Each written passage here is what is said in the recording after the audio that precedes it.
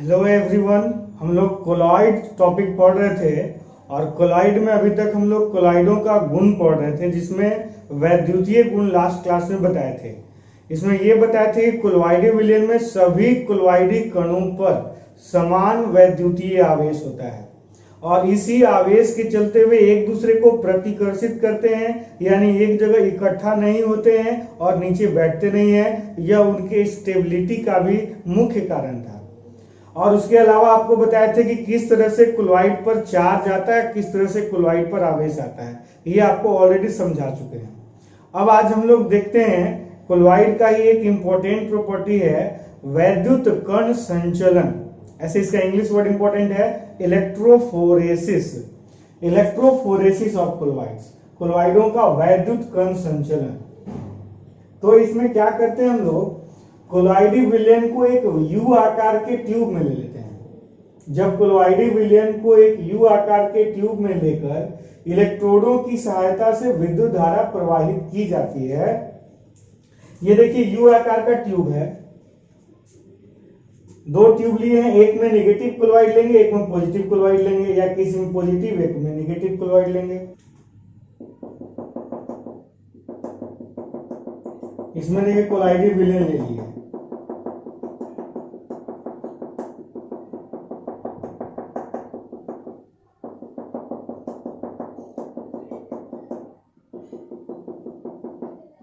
मान लीजिए इसमें धनात्मक क्लोराइड ले लिए,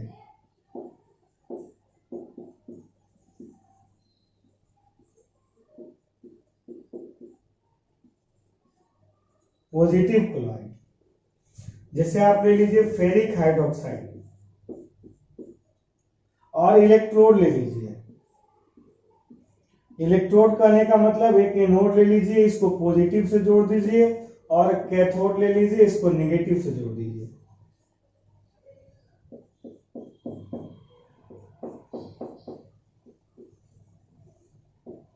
अब इसमें इलेक्ट्रिक करंट पास कीजिए।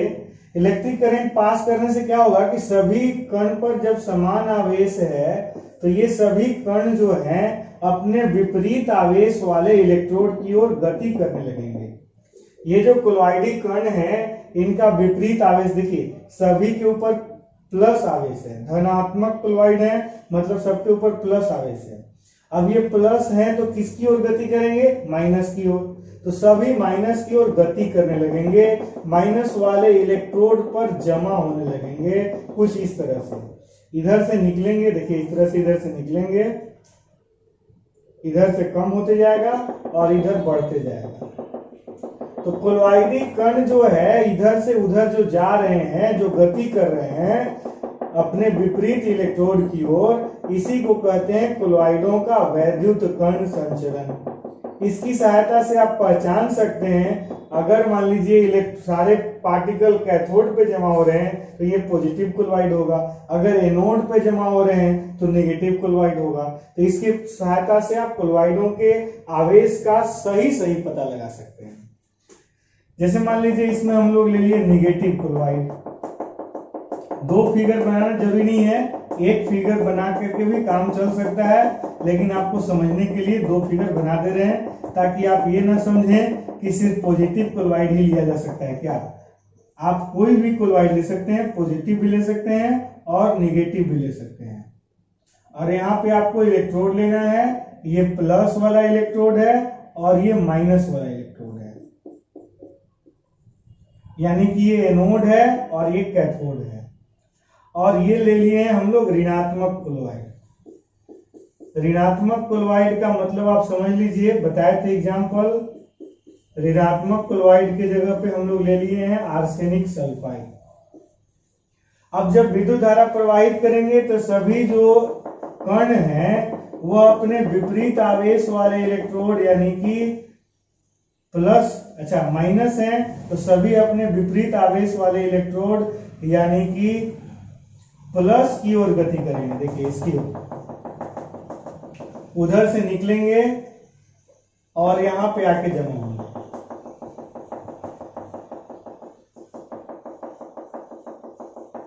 इसी को कहते हैं कोलॉइडों का वैद्युत कण संचलन।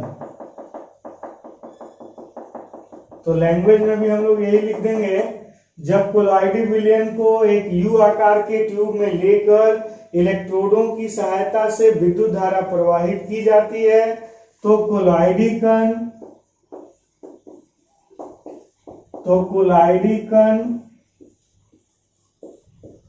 अपने विपरीत आवेश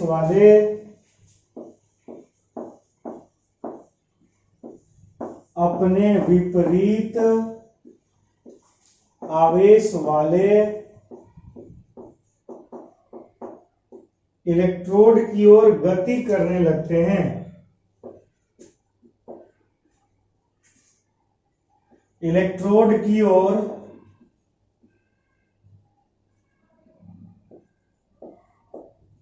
गति करने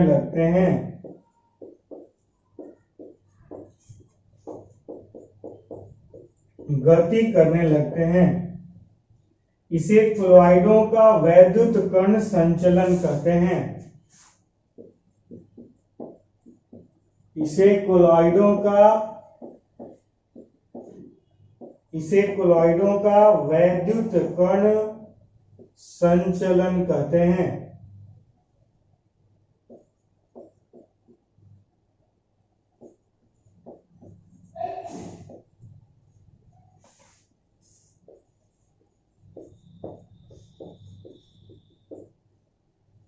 यही है वैद्युत कण संचलन, इलेक्ट्रोफोरेसिस। ये लैंग्वेज डिफिनेशन हो गया और ये फिगर हो गया।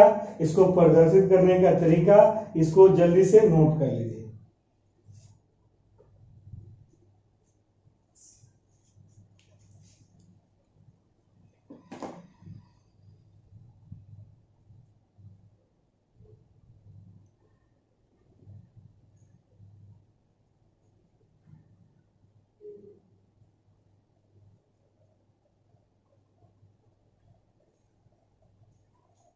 देखते हैं कोलॉइडों का स्कंदन, कोएगुलेशन ऑफ कोलॉइड्स।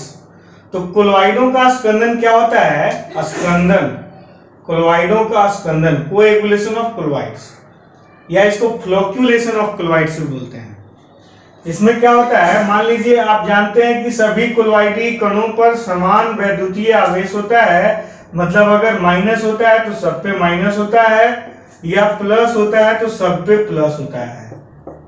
समान आवेश के चलते ही एक दूसरे का प्रतिकर्षण करते हैं और पूरे विलयन में फैले रहते हैं। अगर इसमें कोई इलेक्ट्रोलाइट मिला दिए, जैसे मान लीजिए AgCl मिला दिए, तो Ag पर प्लस और Cl पर माइनस। अगर इलेक्ट्रोलाइट मिलाते हैं तो इलेक्ट्रोलाइट में पॉजिटिव भी होता है और निगेटिव भी होता है।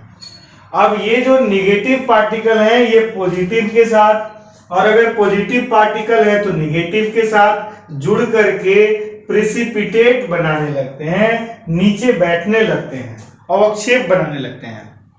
यानी क्लोराइड का स्टेबिलिटी खत्म हो जाता है, क्लोराइड नीचे बैठ जाता है। इसी प्रक्रम को क्लोराइडों का स्कंदन कहते हैं। आप कह सकते हैं स्कंदन के कारण क्लोराइड समाप्त हो जाता है। इसी को कहते हैं क्लोराइडों का स्कंदन, कोएगुलेशन ऑफ क्लोराइड्स। तो आप लिख सकते हैं जब कोलॉइडी विलयन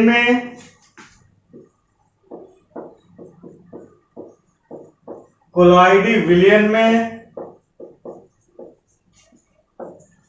अल्प मात्रा में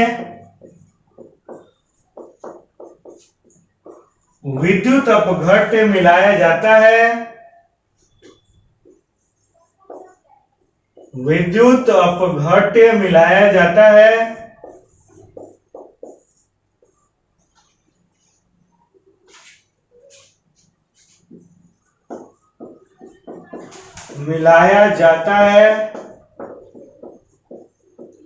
तो कोलॉइडी कण अपने विपरीत आवेश वाले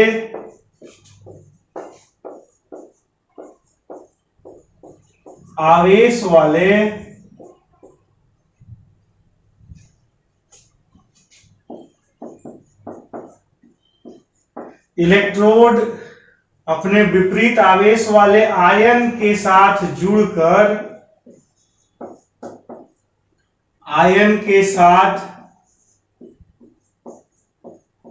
जुड़कर अवक्षेपित होने लगते हैं, मतलब नीचे बैठने लगते हैं, अवक्षेपित होने लगते हैं।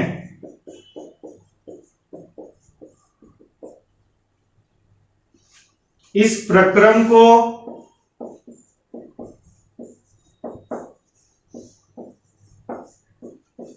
कोलॉइडों का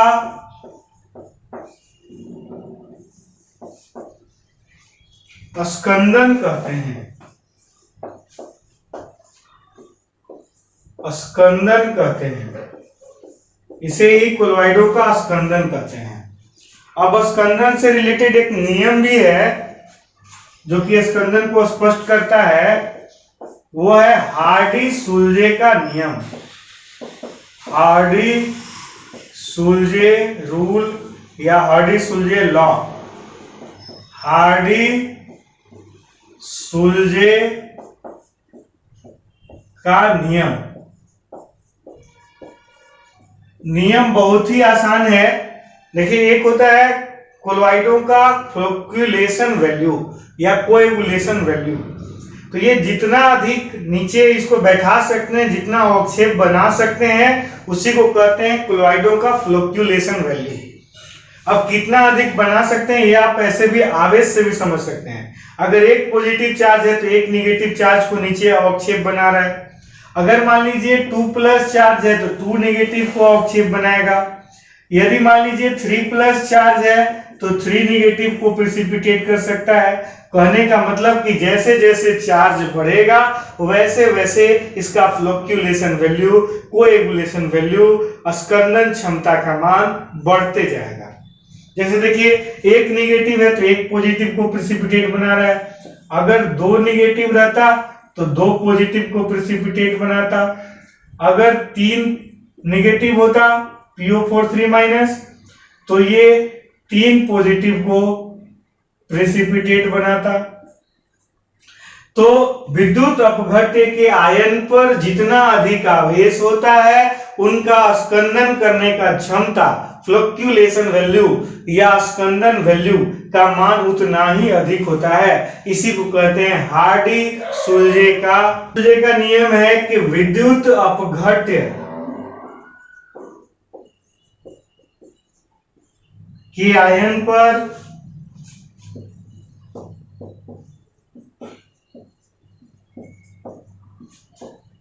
जितना अधिक आवेश होता है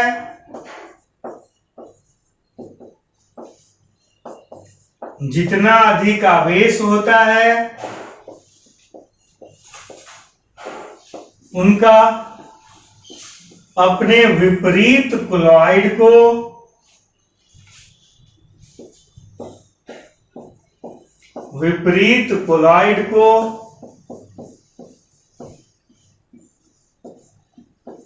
स्कंदित करने का क्षमता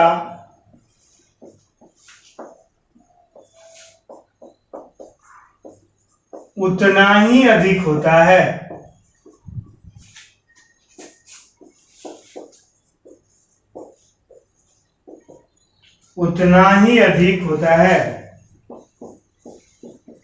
इसको हम लोग एक एग्जांपल से समझते हैं। ऋणात्मक कोलॉइड के स्कंदन के लिए, जब फिगर में बनाए थे उसी को लैंग्वेज में लिख दे रहे हैं। ऋणात्मक क्लोराइड के स्कंदन के लिए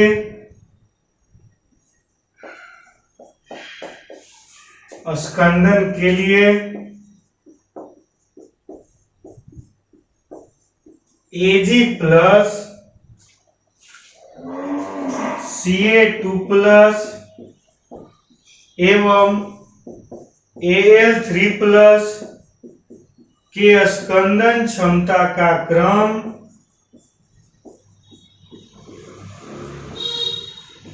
Ag2+ के स्थान पर Na+ भी ले सकते हैं, 1+ वाला के स्कंदन क्षमता का क्रम। देखिए, सबसे कम स्कंदन 1+ वाला करेगा, उससे ज्यादा 2+ वाला करेगा और उससे ज्यादा 3+ वाला करेगा।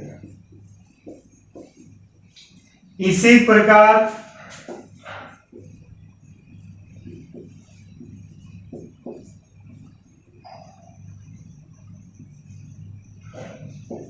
धनात्मक क्लोराइड के स्कंदन के लिए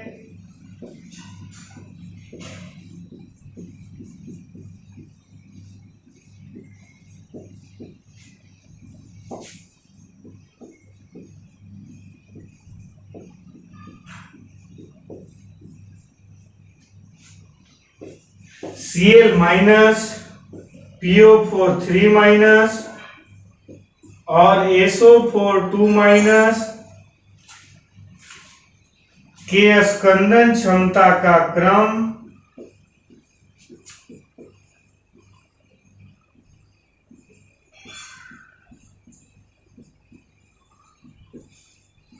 देखिए, सबसे कम 1 माइनस Cl माइनस, उससे ज्यादा SO4 2 माइनस और सबसे ज्यादा PO4 3 माइनस होगा।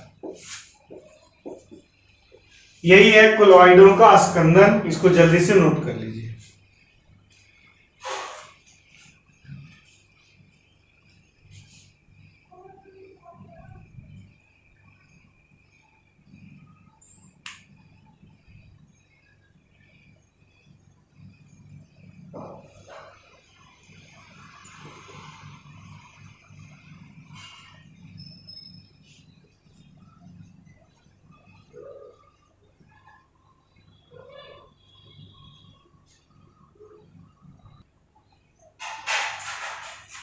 अब चलिए देखते हैं कोलॉइडों का रक्षण, प्रोटेक्शन ऑफ कोलॉइड्स। तो अभी आप लोग देखे थे कोलॉइडों का जो स्कंदन होता है, मान लीजिए कोई कोलॉइडी विलयन है, उसमें इलेक्ट्रोलाइट मिला देते थे तो वो अपने विपरीत आवेश के साथ जुड़ करके अवक्षेप बनाने लगते थे। इसी को कोलॉइडों का स्कंदन कहते थे। तो स्कंदन का अलग फायदा है। जैसे मान लीजिए पानी है, पानी में अगर मिट्टी घुला हुआ है, गंदगी घुला हुआ है, तो वो निगेटिव क्लोराइड है। उसमें अगर AgCl या फिटकिरी मिला दिया, पोटासियम, तो वो जो उसका पॉजिटिव चार्ज है वो निगेटिव चार्ज के साथ मिलकर के नीचे बैठ जाएगा और पानी साफ हो जाएगा। तो पानी साफ करने के लिए, कृत्रिम वर्षा कराने के लिए और इस तरह से स्मोक क्लियर करने के लिए और सीवेज डिस्पोजल में जहां जहां क्लोराइड नुकसान कर रहा है, क्लोराइड को समाप्त करने के लिए स्कंदन जरूरी है। लेकिन कुछ कुछ स्थानों पे क्लोराइड फायदा भी करता है। हर जगह क्लोराइड समाप्त करना ही जरूरी नहीं है।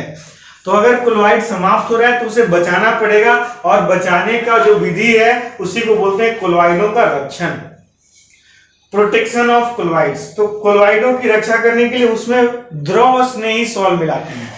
द्रव स्नेही सॉल याद कीजिए, वर्गीकरण जब कर रहे थे क्लोराइडों का उस समय बताए थे कि जिसमें परिक्षिप्त प्रावस्था का परिक्षेपण माध्यम के प्रति स्नेह होता है, उसी को कहते हैं द्रव स्नेही सॉल।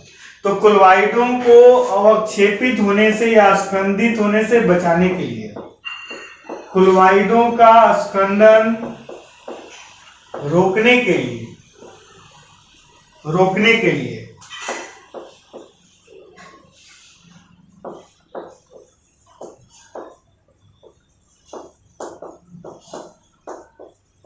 उनमें अल्प मात्रा में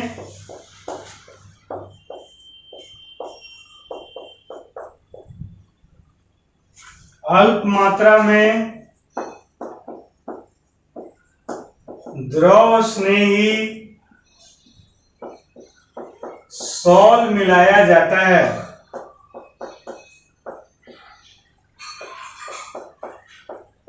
द्रव स्नेही सॉल मिलाया जाता है। इस प्रक्रम को क्लोराइडों का रक्षण,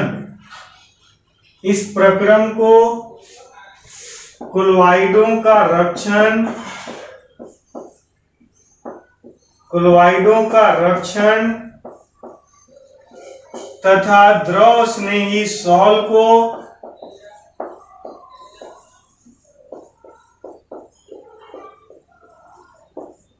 रक्षी क्लोराइड कहा जाता है।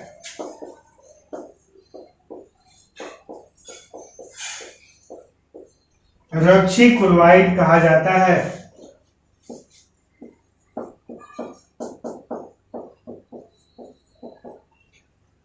कुछ मुख्य रक्षी क्लोराइड हैं।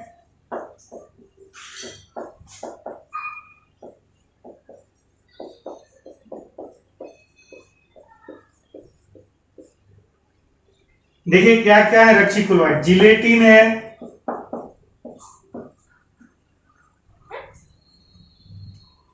इसके अलावा हीमोग्लोबिन है,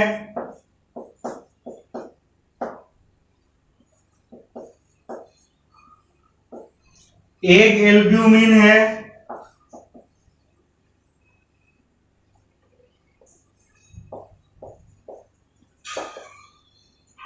एग में जो प्रोटीन होता है वही होता है एग एल्ब्यूमिन। उसके अलावा है गम अरेबिक, अरेबिक गोंद, अरेबिक गोंद है, और पोटैटो स्टार्च।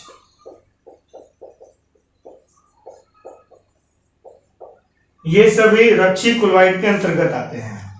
अब इनको कितना मिलाने से क्लोराइडों का रक्षण होता है, उसी मात्रा को मिलीलीटर में मात्रा को गोल्ड नंबर कहते हैं। तो थोड़ा सा गोल्ड नंबर भी देख लीजिए, गोल्ड नंबर क्या है।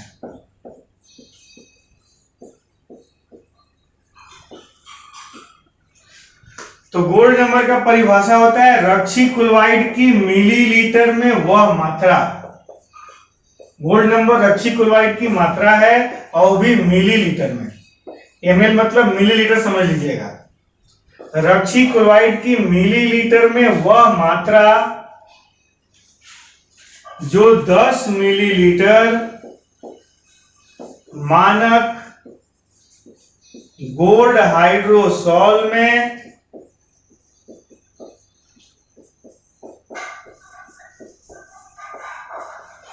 1 मिलीलीटर 10% NaCl का जलीय विलयन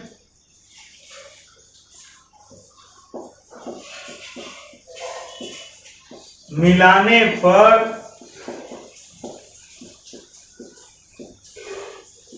होने वाले स्कंदन को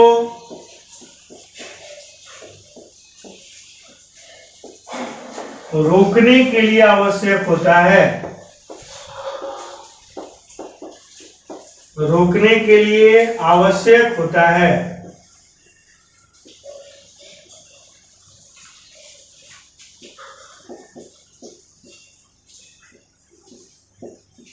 उसे गोल्ड नंबर कहते हैं।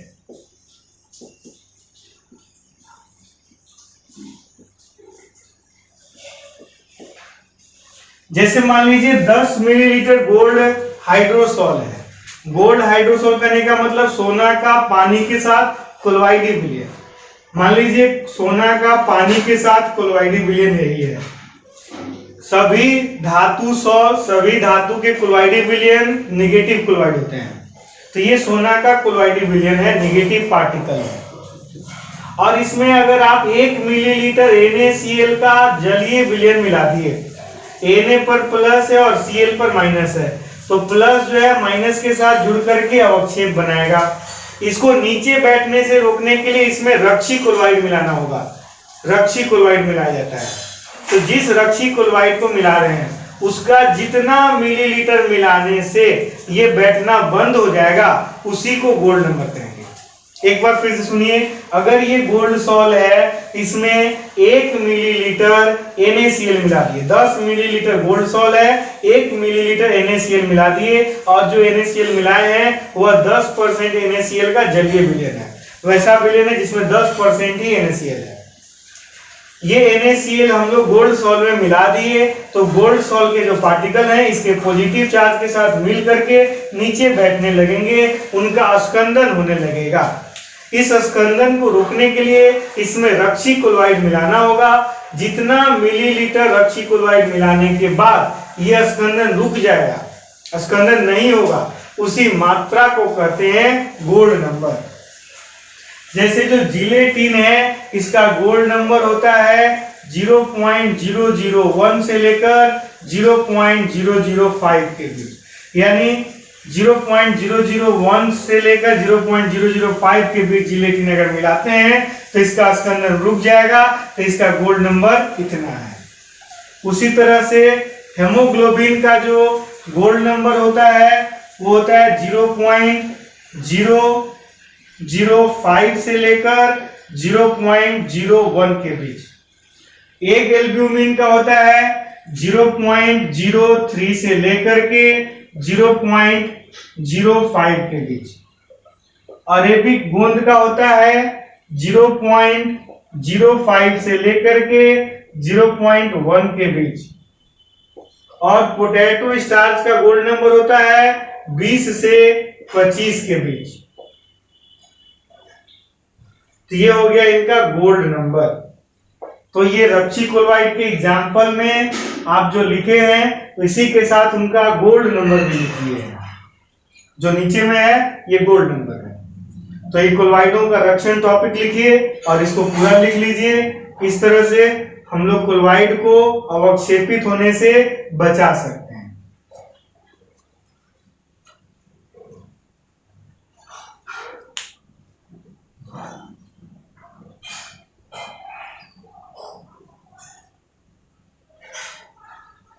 चलिए देखते हैं पायस इमल्सन। याद होगा एक बार पहले भी बताए थे कि वैसा क्लोराइडी विलयन जिसमें परिक्षिप्त प्रावस्था और परिक्षेपण माध्यम दोनों द्रव होते हैं उसी को पायस कहते हैं। वे क्लोराइड जिनमें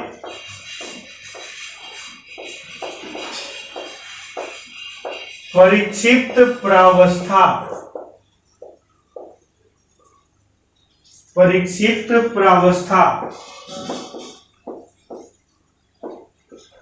एवं परिक्षेपण माध्यम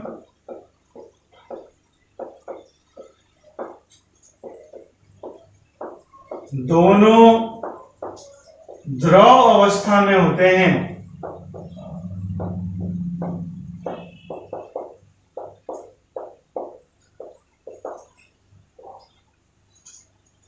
पायस कहलाते हैं। पायस कहलाते हैं। इसका दो एग्जाम्पल होता है। एक होता है तेल में जल और एक होता है जल में तेल। जल में तेल।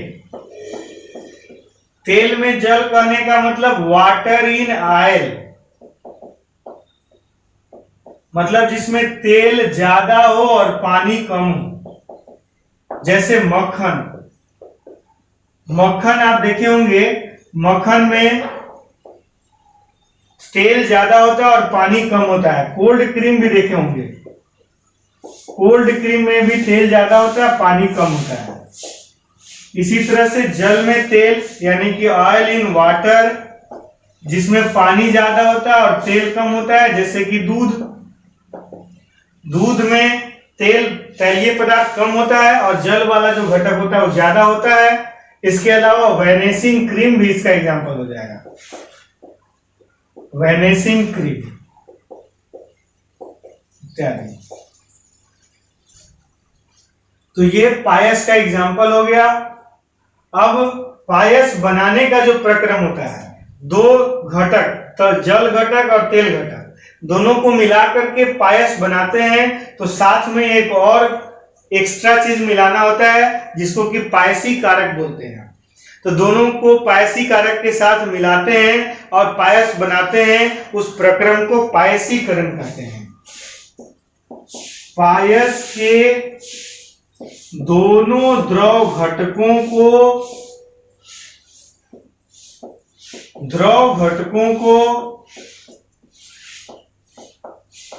पायसी कारक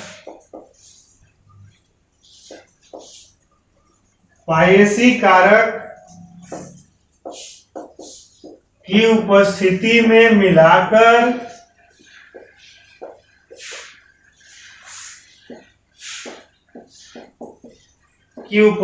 में मिलाकर पायस बनाने के प्रक्रम को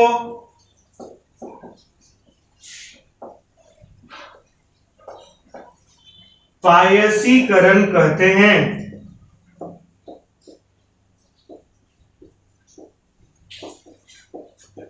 पायसी कारक के रूप में मुख्यतः, अब ये सोच रहे होंगे पायसी कारक क्या होता है, तो पायसी कारक के रूप में मुख्यतः साबुन और अपमार्जक का उपयोग किया जाता है। यही है पायसी कारक, साबुन और अपमार्जक, जो दोनों घटक को बांधे रखेगा, जोड़े रखेगा। साबुन एवं अपमार्जक का उपयोग किया जाता है। अपमार्जक का उपयोग किया जाता है।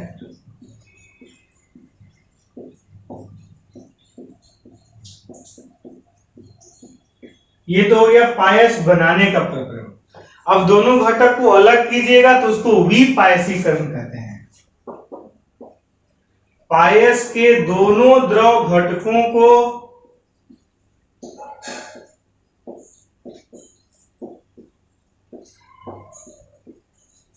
एक दूसरे से पृथक करने के प्रक्रम को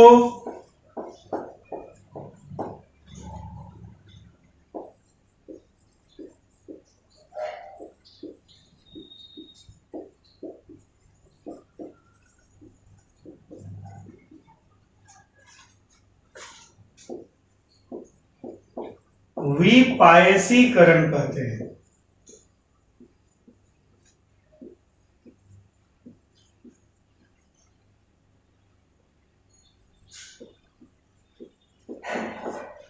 ये हो गया पायस के बारे में डिटेल, इसको नोट कर लीजिए।